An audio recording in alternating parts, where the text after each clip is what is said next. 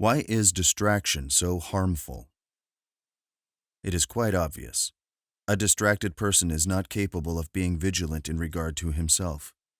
He is constantly preoccupied with things outside of himself. How can he observe his own heart when the main object of his attention is not his inner life, but the events of the outside world? He is not concerned with reducing the influx of external impressions, but, on the contrary, lives entirely for those external impressions. His inner life interests him little or not at all. His greatest interest is the external life, the life of the surrounding world, and thus he gives free rein to his senses. To see, hear, smell, feel, and taste everything is what he perceives as the meaning and purpose of his life. His soul is like an easily accessible highway. A whirlwind of impressions follow one after another as in a kaleidoscope, and he completely immerses himself in the thoughts, feelings, and desires that they generate. How can he monitor his heart and guard it from pollution by the vileness and crudity of this world, which lies in evil? There is neither time nor opportunity for this. Like a butterfly flutters from one flower to another, so a distracted person moves from one earthly pleasure to another, and from one vain care to another, says St. Ignatius. A distracted person is like a house without doors and locks. No treasure can be kept in such a house.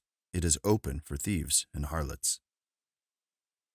Our time is primarily one of distracted lives, and understandably so. For, as we have said, the self-assertive human pride that prevails today sets as its aim not the cleansing of the heart, but the accumulation of a maximum of benefit and profit for the self, all of whose desires are considered legitimate and deserving to be immediately satisfied. The lust of the flesh, and the lust of the eyes, and the pride of life. 1 John 2:16. All forms of lust are taking hold of men's souls today, and contemporary man strives to satisfy them all. It is as though modern man is afraid to miss out on something, to leave unused any comforts of this earthly, fleshly life. And so he greedily seeks far and wide all that he might avail himself of for his own benefit, for his pleasure and delight. We can confidently say that the life of the modern man is nothing other than a frenzied pursuit of every kind of earthly comfort and pleasure. In this sense, the epoch that we are now living in reminds us of the epoch of the Roman Empire just before the birth of Christ, when the rallying cry of the masses was, "Bread and circuses."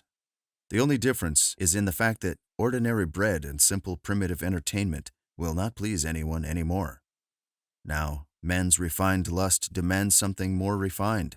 Bread must be specially baked and served as an accompaniment to other gourmet dishes, which are prepared according to the dictates of the art of gastronomy, or rather, gluttony. Entertainment must likewise be refined and masquerade as art, while exciting the basest animalistic desires of man's nature. The frenzied, neurotic tempo of modern-day life makes it difficult to find calm and peace for tired, worn-out souls. It carries away everyone, making them feel as if they are merely some kind of pitiful, weak-willed cogs in the gigantic mechanism of modern life, which has lost the Christian spirit of freedom. They themselves have become soulless flesh, enslaved by sin and all kinds of passions. Truly, the modern world has become nothing other than a giant sieve through which Satan, in triumphant victory, sifts us unfortunate ones like wheat. And therefore, we are all distracted to the ultimate degree. We rush about in the pursuits of some illusory, deceptive good, but that which is most important, the one thing needful, the cleansing of the heart, that we neglect because we have no strength, no desire, no energy. We have neither the time nor opportunity to concentrate and to occupy ourselves with our inner labor. Where does this distractedness lead us? Perhaps it is not really all that harmful or dangerous. This may seem so only at first glance. In actuality, it brings an infinite amount of evil into a man's life. The distracted man has a very simplistic and superficial understanding of all things, including the most important. He is not capable of deeply penetrating into the essence of things, of rationally and circumspectly considering what takes place around him. Therefore, his personal life is quite disorganized and fraught with blunders, and he often, at times involuntarily, due to his lack of sensitivity and thoughtfulness, causes much harm and suffering to others. He who is distracted, says St. Ignatius, is often inconsistent. His emotions lack depth and strength, and therefore are unstable and short-lived. It follows that a distracted person cannot in any way be depended upon. He is an unreliable, unfaithful, light-minded person. He is inclined to let down, be unfaithful to, or betray even those people by whom he is considered a close friend. St. Ignatius further says, "Love for one's neighbor is foreign to the distracted man, who indifferently looks upon the distress of others and easily lays upon them burdens grievous to be borne. One who is inattentive to himself, of course, cannot enter into the soul, into the emotional states of others.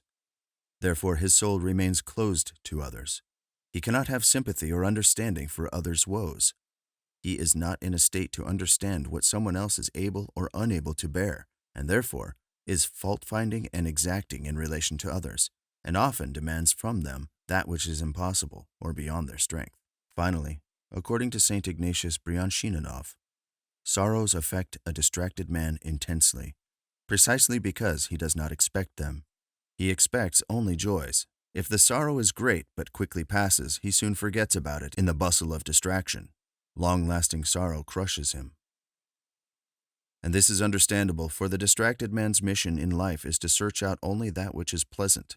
Thus, all that is unpleasant is very difficult for him to endure. What is the result of a distracted life? Where does this distractedness lead the man who gives himself up to it? Distractedness itself, says St. Ignatius, punishes one who abandons himself to it. In time, everything comes to bore him, and he, not having acquired any substantial knowledge or impressions, is given over to agonizing and boundless despair. And this is completely understandable. The distracted man, roaming in his thoughts and feelings solely over matters of this world and seeking only entertainment and diversions, is soon convinced that, in the end, all is extremely boring and monotonous. Naturally, this leads him to disappointments with life and to despair. This disillusionment may be so great that people even end their lives in suicide, unable to withstand such anguish and despondency.